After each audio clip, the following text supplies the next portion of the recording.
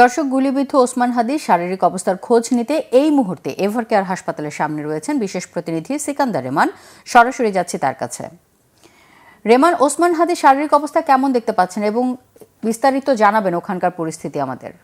শরীফ ওসমান বিন হাদির শারীরিক অবস্থা বলতে যেটি চিকিৎসক ব্রিফ করছিলেন সেটি এভারকেয়ার থেকে কিন্তু এখন পর্যন্ত ব্রিফ করা হয়নি।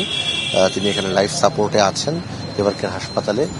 গত বেশ কিছুদিন ধরে এভারকেয়ার হাসপাতালটি একটি আলোচিত হাসপাতাল। এখানে চিকিৎসা হচ্ছে শরীফ ওসমান বিন হাদির, যিনি ইনকিলাব মঞ্চের মুখপাত্র। তো যেটি বিষয় হয়েছে তার উপরে হামলার পর থেকেই কিন্তু রাজনৈতিক অঙ্গনে যারা নেতা রয়েছে, বিভিন্ন রাজনৈতিক দলের নেতারা এই বিষয়টি নিন্দা জানাচ্ছেন এবং নির্বাচনের আগ মুহূর্তে এই জাতীয় ঘটনাকে তারা আইন শৃঙ্খলা পরিস্থিতির অবনতি হিসেবেই দেখছেন। যদিও সরকারের পক্ষ থেকে বলা হচ্ছে অতি দ্রুততম সময়ের মধ্যে যারাই যে গোষ্ঠী এই অপরাধের সঙ্গে যুক্ত থাকুক না কেন তাদেরকে আইনের আওতায় আনা হবে এবং আইনের আওতায় আনার পরেই এর পেছনে নেপথ্যের কারণটা কি সেটি খুঁজে বের করার বিষয়টি কিন্তু সামনে এসেছে এবং সরকার কিন্তু সেটি নিশ্চয়তাও দিচ্ছে। একই সঙ্গে আরেকটি বিষয় সরকারের পক্ষ থেকে ঘোষণা করা হয়েছে। প্রধান উপদেষ্টা প্রফেসর ডক্টর মোহাম্মদ ইউনূস তিনি শরীফ ওসমান বিন হাদির ভাইয়ের সঙ্গে কথা বলেছেন এবং তিনি নিশ্চয়তা দিয়েছেন হাদির যত চিকিৎসা ব্যয় আছে সেটি রাষ্ট্রের পক্ষ থেকে করা হবে।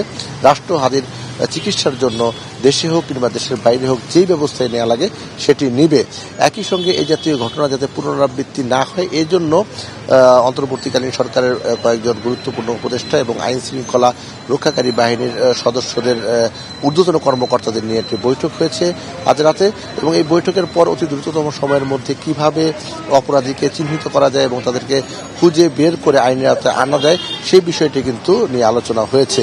আর সামগ্রিকভাবে যেটি বলছি, এখানে এসে যেটি হয়েছে, অনেক রাজনৈতিক দলের পক্ষ থেকে কিন্তু সাধারণ কর্মীরা, সাধারণ মানুষ এসেছে, তারা কিন্তু একটা আতঙ্ক বোধ করছে। তারা বলছে নির্বাচনের তফসিল ঘোষিত হয়েছে এবং নির্বাচনের আগ মুহূর্তে এই জাতীয় ঘটনা কোনোভাবেই কাম্য নয়।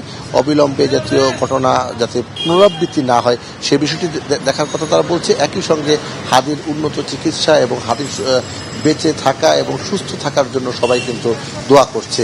এই হচ্ছে এখান থেকে সবশেষ অবস্থা। রেমান, আপনাকে ধন্যবাদ।